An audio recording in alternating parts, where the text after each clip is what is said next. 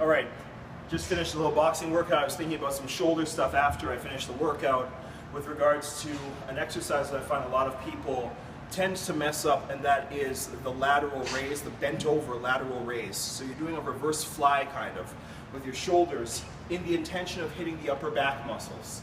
Okay? The thing about that exercise is the fact that a lot of people seem to misuse the exercise or think that it's for an area of the back that it's not.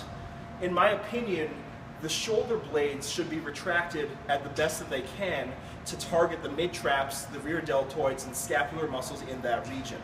Okay? When people use the wrong hand position, that's when they run into problems, and that's why I find it's one of the most commonly misused exercises in the gym. One thing that a lot of people will do, and there are two reasons why this happens.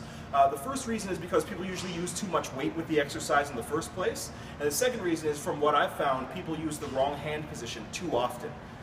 It's not that the hand position is necessarily wrong, but it's usually not applied correctly for the muscles that are supposed to be targeted.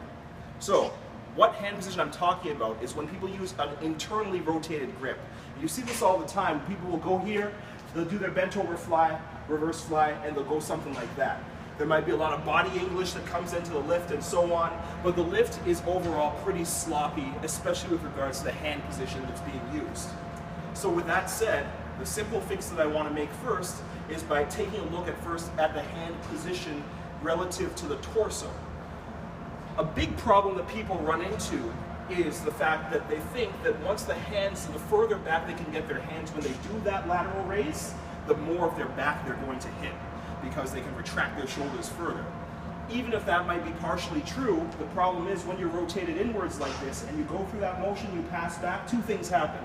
First of all, the hand position is adjacent to the waist, and that's not really a great place for the hand to be in order to hit those muscles I spoke about earlier.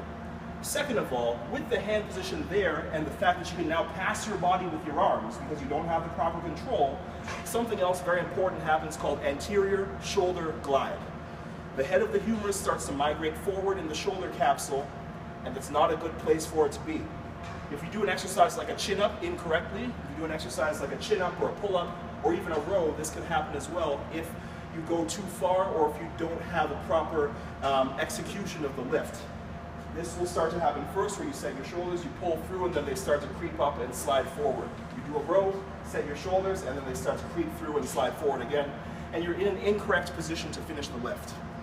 This happens very easily when you're internally rotated doing an exercise like a fly because of the fact that there's no set track for those weights to travel on.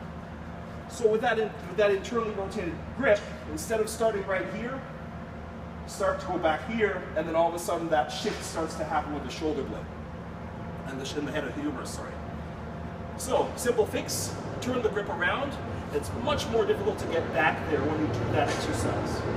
So, instead of the track going way back here, it stays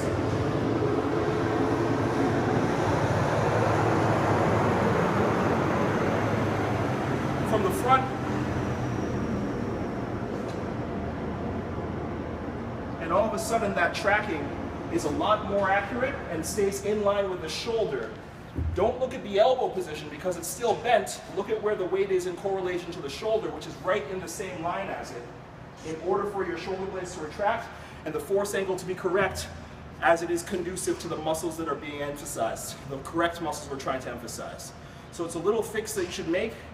If and when at all possible, lower the weight and turn your grip around. You're probably going to hit the rear delts pretty well, the mid-traps, the rhomboids, and all those scapular muscles up there, as opposed to risking anterior shoulder glide and doing an improper pattern at the same time while neglecting the right back muscles. So there's a little bit of some things for the shoulders and anterior shoulder glide, and that's it.